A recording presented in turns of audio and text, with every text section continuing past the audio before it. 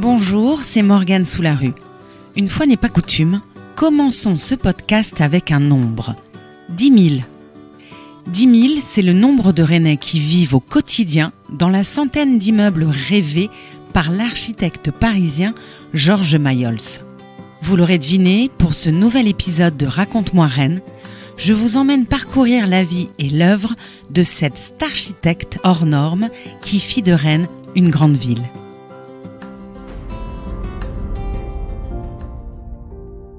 Les épis de maïs des tours Horizon, le paquebot de la tour Saint-Just, le subtil dégradé de gradins du trimaran, les hublots rigolos du parc Alma, sans oublier ces dizaines d'immeubles et maisons discrètes qui maillent la ville, impossible, quand on est rennais, d'ignorer les réalisations utopiques et souvent hypnotiques de Georges Mayols.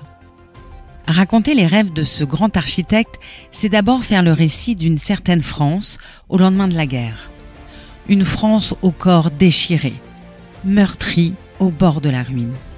À Rennes comme ailleurs, l'urgence est alors à la reconstruction.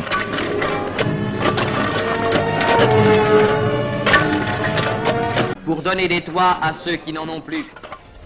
Sauf qu'à Rennes, le tissu urbain d'après 1945 n'a pas seulement souffert des bombes. Avec ses maisons en bois héritées du Moyen-Âge, dans un bassin où la pierre de construction est aussi rare que précieuse, celui-ci est dans un état de vétusté effarant. En 1954, 33% des appartements ne possèdent toujours pas l'eau courante. 42% n'ont pas de WC intérieur. Avant d'être moderne, Rennes pense confort modeste. C'est dans ce sombre décor que Georges Mayols va commencer à nourrir ses lumineux dessins. L'architecte et sa modernité pragmatique vont faire des merveilles. Arrivé de Laval, le jeune Georges posera l'une de ses premières pierres du côté de Clenay avec la cité d'urgence Eugène Pottier, plan local d'humanisme destiné aux mal logés et aux sans-abri. Henri Fréville, le maire de l'époque, a fait de l'éradication des îlots insalubres une priorité. Il s'agit pour lui de transformer la ville en cité modèle à l'aune des nouvelles données scientifiques et sociologiques. L'heure est aux vastes opérations programmées autour du centre-ville, en privilégiant notamment la préfabrication à grande échelle.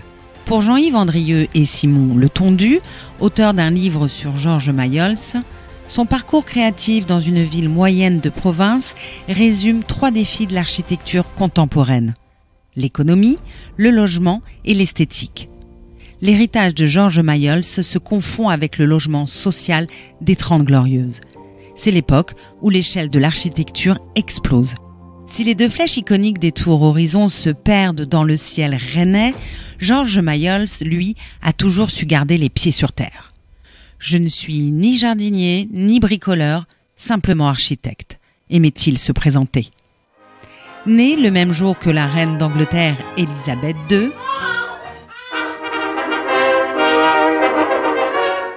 Georges Mayols possède surtout un oncle belge, inventeur d'une technique d'enfonçage de pieux et fondateur de la Compagnie internationale des pieux armés. L'apprentissage suivi chez tonton Edgar Franquignoul va influencer sa pratique et les pieux Franqui lui permettront notamment de rendre constructible le terrain marécageux du 14 quai Richemont. Les mauvaises langues prédiront longtemps l'effondrement de cet immeuble, construit à partir de 1951 et qui était alors le plus haut de Bretagne. Et pourtant, professeur d'architecture et locataire comblé du bâtiment, Dominique Gézéquelou témoigne. Dès que j'ai vu comment la lumière pénétrait dans l'appartement et les cadrages sur la ville qu'il offrait, je n'ai pas hésité. Ce qui était extraordinaire, c'est la fenêtre en longueur à l'ouest, le beau window et le balcon. Nous avons ici les 4 expositions, c'est rare. Le style Mayols est déjà là. Un esprit technique affûté, une audace urbaine réelle, un goût précoce pour la hauteur, un art de moduler les espaces intérieurs et un sens aigu de l'orientation. Car si Georges aimait faire des plans sur la comète Archie, ces derniers devaient rester fonctionnels. Après avoir posé ses valises à Rennes en 1946, l'architecte reprend l'agence d'Henri Coinon. Au début des années 1950, il se voit confier les enquêtes sociales des îlots insalubres. « J'étais le seul intéressé. C'était très peu payé », déclara-t-il. Bûcheur et talentueux, il impose vite son regard novateur dans le paysage rennais. Son agence monte en charge et s'installe au 51 boulevard du Liberté. Les commandes s'accélèrent. Brillant architecte, l'homme est également un épicurien porté sur la bonne chair. Compagnon du Beaujolais, chevalier du Tastevin, il crée le Pipe Club de Rennes en cheville avec l'adjoint au maire Georges Graff et le directeur de l'opéra Pierre Nougaro. La pipe pour fumer et dessiner, c'est tellement plus simple, déclarait-il entre deux bouffées. Les années 1980 sont cependant synonymes de traversée du désert pour Mayol. Très affecté et quasiment ruiné par le scandale des enduits de ravalement des maisons Tournesol à Rennes, l'architecte peine à revenir aux affaires. De retour dans la capitale bretonne au début des années 1990, il trouvera refuge dans l'agence de l'architecte David Cras. Le directeur de l'office HLM lui proposera, quant à lui, une location dans l'immeuble L'Armor, un immeuble qu'il avait lui-même dessiné. Le créateur de l'étoile à Beaulieu s'est éteint le 25 juillet 1998. Mais sa lumière continue de se refléter chaque nuit sur les fenêtres des tours Horizon, sans conteste son œuvre la plus iconique. Respectivement hautes de 99 mètres 50 et 96 mètres, les tours jumelles éclairent la nuit rennaise depuis maintenant 50 ans. Et on peut dire sans trop s'avancer qu'avec le parc du Tabor, elles fixent l'identité de la ville.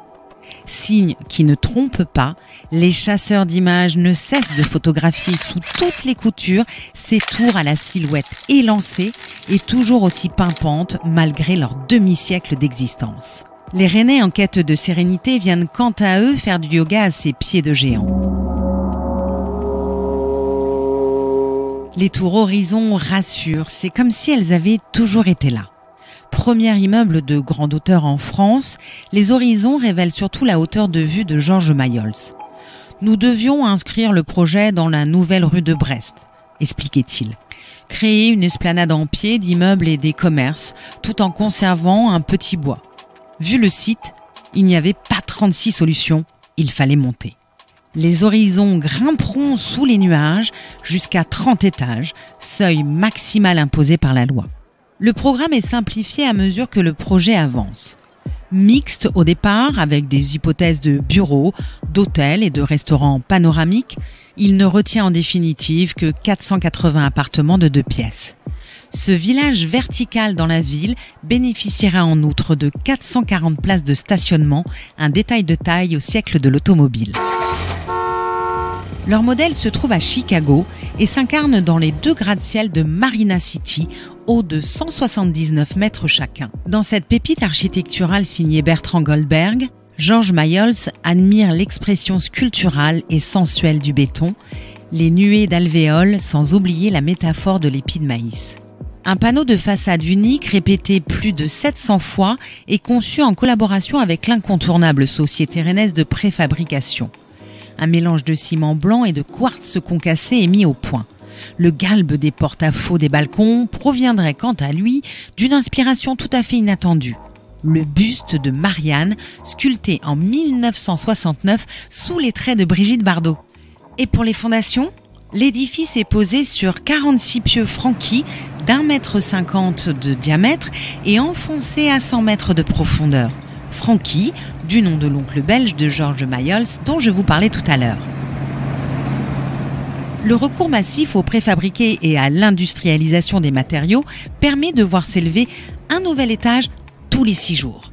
Comme en écho, en visite dans la ville en janvier 1969, le général de Gaulle s'étonne de constater que Rennes est devenue, en une génération, une métropole, une grande ville industrielle, une grande ville universitaire, une grande ville technique.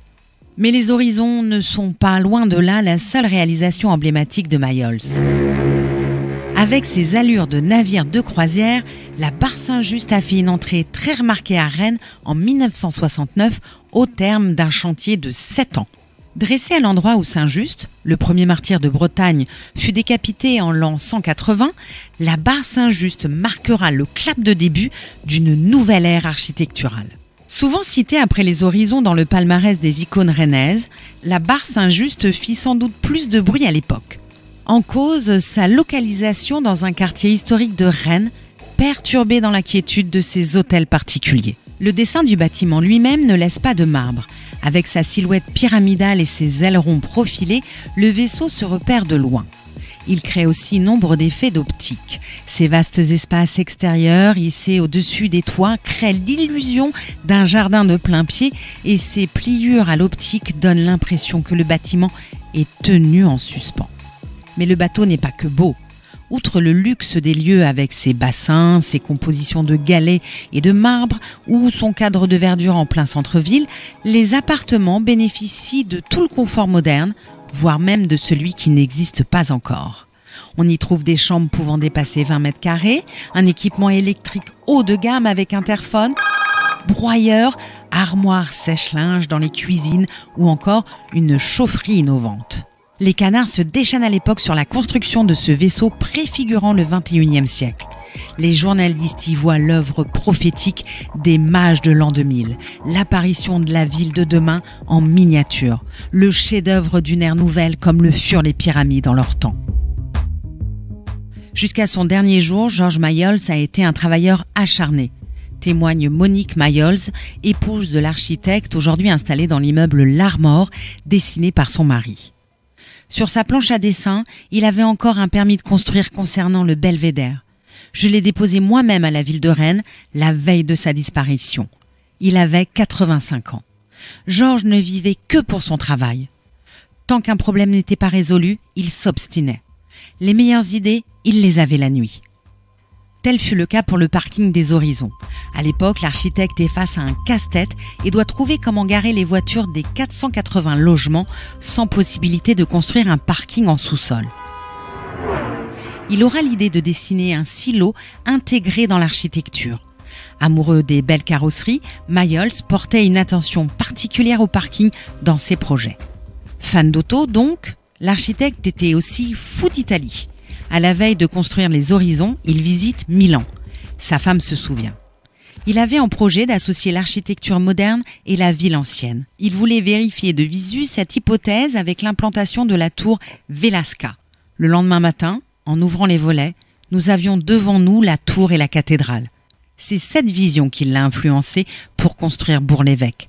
Il voulait un bâtiment pour marquer l'entrée dans la ville. C'est réussi. Mayols à l'horizon, un récit écrit par Jean-Baptiste Gandon. C'était Morgane Soularue. Je vous dis à bientôt pour un nouvel épisode de Raconte-moi Rennes, votre série de podcasts sur l'histoire de notre ville.